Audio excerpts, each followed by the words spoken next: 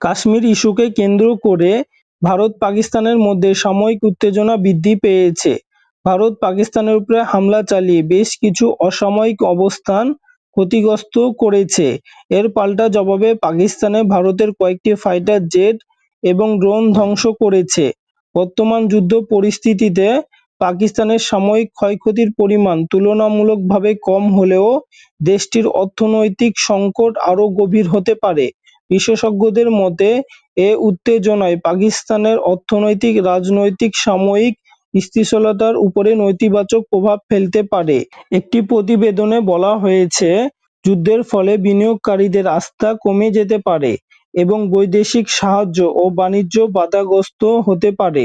অন্যদিকে ভারতের সামরিক ও অর্থনৈতিক শক্তি তুলনামূলকভাবে বেশি থাকায় দেশটির কম ক্ষতির সম্মুখীন হয়েছে। কাশ্মীরে যে সন্ত্রাসবাদ হামলাটা হয়েছিল, এটা আসলে ভারত সরকারের একটি বানানো হামলা, যার অভিযোগ করে পাকিস্তানের উপরে ভারত হামলা চালিয়ে পাকিস্তানের অর্থনৈতিককে ক্ষতিগ্রস্ত করতে চাচ্ছে।